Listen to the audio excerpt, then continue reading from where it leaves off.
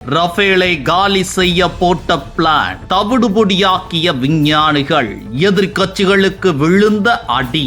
பாரதத்தின் பாதுகாப்பு மற்றும் புவிசார் அரசியலில் ரஃபேல் போர் விமான கொள்முதல் என்பது வெறும் ஆயுத ஒப்பந்தம் மட்டுமல்ல.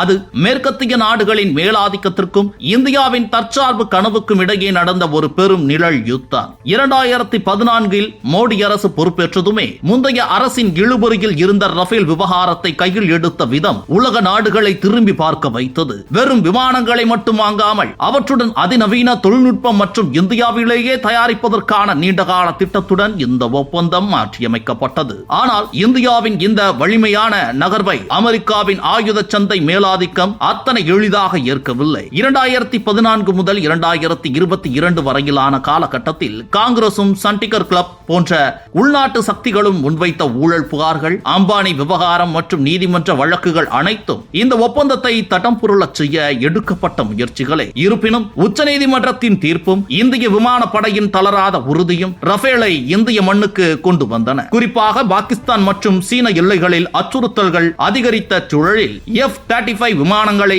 இந்தியா மீது திணிக்க அமெரிக்கா தரப்பு கடும் அழுத்தம் கொடுத்தது. பிரான்சில் மேக்ரான் அரசுக்கு எதிராக உருவான உள்நாட்டு கலவரங்கள் மற்றும் சர்வதேச ஊடகங்களின் மனித உரிமை சார்ந்த விமர்சனங்கள் போன்றவை பாரத பிரான்ஸ் உறவை சிதைக்க திட்டமிட்டு கட்டவிழ்த்து விடப்பட்டன. இருப்பினும் 36 ரஃபேல் விமானங்கள் இந்தியா வந்து சேர்ந்தது ஒரு வரலாற்று திருப்பமாக அமைந்தது. 2022-2026 காலகட்டத்தில் புவிசார் அரசியல் சூழல் மேலும் சிக்கலானது. கொரோனா பாதிப்பு, ரஷ்யா உக்ரைன் போர் மற்றும் மத்திய கிழக்கு நாடுகளின் பதற்றங்களுக்கு மத்தியிலும் இந்தியா தனது அகண்ட பாரத பாதுகாப்பு திட்டத்தை இந்து மகா சமுத்திர பகுதியில் விரிவுபடுத்த தொடங்கியது. ரஃபேல் மற்றும் S-400 ஏவுகணை அமைப்புகள் இந்தியாவின் பாதுகாப்பு அரணை வலுப்படுத்திய நிலையில் அமெரிக்காவின் F-35 விமானங்கள் குறித்த தொழில்நுட்ப கோளாறுகள் மற்றும் இங்கிலாந்து விமானம் கொச்சியில் சந்தித்த சிக்கல்கள் உலக அரங்கில் அமெரிக்காவின் தொழில்நுட்பத்திற்கு செக் வைத்தன. இதற்கிடையில் ரஃபேல் விமானத்தில் முக்கிய பாகங்களை தயாரிக்கும் LMP ஏரோஃபோர்ஸ் மற்றும்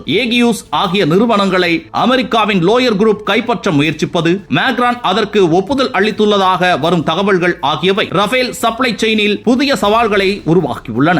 இது விலையேற்றம் அல்லது தட்டுப்பாட்டை ஏற்படுத்த அமெரிக்கா கையில் எடுத்திருக்கும் கடைசி ஆயுதம். ஆனால் பாரதம் இந்த சதிகளை முன்கூட்டியே கணித்து விட்டது. அமெரிக்கா தனது பிடியை இருக்க முயலும் போது அதே வேளையில் DRDO விஞ்ஞானிகள் என்ஜின் தொழில்நுட்பம் முதல் கில் ஸ்விட்ச் வரையிலான நுட்பங்களை உள்நாட்டிலேயே உருவாக்க இரவும் பகலும் உழைத்து வருகின்றனர். அமித்ஷா, அஜித் தோவல், ஜெய்சங்கர் மற்றும் பியூஷ் கோயல் ஆகியோர் அடங்கிய குழு நாட்டின் பாதுகாப்பில் இருந்து உலகளாவிய வர்த்தகம் வரை ஒரு பெரும் வியூகத்தை வகுத்து செயல்படுகிறது. எதிர்க்கட்சிகள் உள்நாட்டு அரசியலில் பிஸியாக இருக்கும் இந்த வேளையில் திரைக்கு பின்னால் இந்தியா ஒரு வல்லரசு படையாக உருவெடுத்து வருகிறது. 2045 விக்சித் பாரத் என்ற இலக்கை நோக்கி பயணிக்கும் இந்தியா இஸ்ரேல் முதல் இந்தோனேசியா வரையிலான தனது தாக்கத்தை உறுதிப்படுத்தும். ட்ரம்ப் போன்ற உலக தலைவர்கள் வியந்து பார்க்கும் வகையில் தேஜஸ் விமானத்திலும் வந்தே பாரத் ரயிலிலும் இந்தியாவின் முன்னேற்றத்தை உலகுக்கு காட்டும் காலம் வெகு தூரத்தில் இல்லை. இந்தியாவின் இந்த எழுச்சியை எந்த ஒரு சர்வதேச அழுத்தத்தாலும் தடுத்து நிறுத்திவிட முடியாது என்பதுதான் நிதர்சனம்.